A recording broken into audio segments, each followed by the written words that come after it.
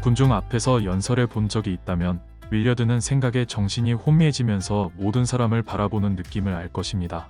그렇다면 저는 설교를 하면서 정확히 어떤 생각을 하고 있을까요? 처치 앤서스 대표 샘 레이너 목사는 자신의 생각을 공유하며 다른 이의 반응을 묻습니다. 당신은 과연 설교 중에 어떤 생각을 하는지요? 첫째, 누가 일어나고 있는지도 모릅니다. 저는 예배 중에 누군가 나가도 화를 내지 않는 법을 오래전에 배웠습니다. 화장실 가는 것일 수도 있습니다. 가족으로부터 긴급 문자를 받았을 수도 있습니다. 아니면 제가 설교하는 내용이 싫어서일 수도 있습니다. 설교 중 어느 시점에서든 누군가가 움직입니다.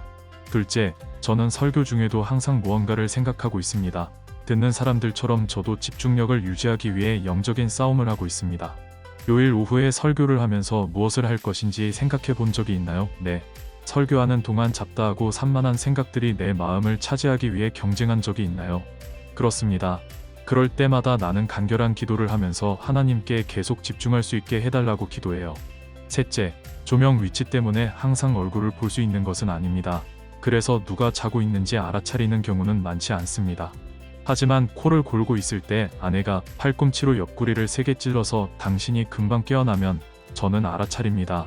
그리고 주변 사람들처럼 저도 속으로 웃음을 터뜨립니다.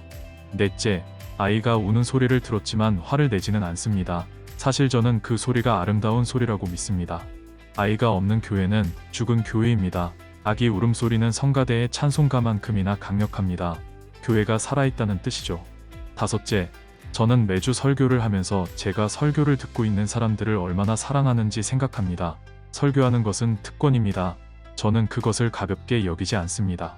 저는 하나님의 말씀과 기도, 연구를 통해 많은 시간을 준비한 후에 설교에 임합니다. 여러분이 들을 마음을 준비한다는 것을 압니다.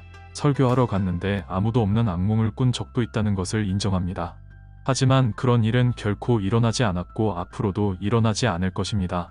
사람들이 하나님의 말씀에 관심을 가져준다는 사실이 저를 계속 나아가게 합니다. 당신은 설교할 때 무슨 생각을 하시나요?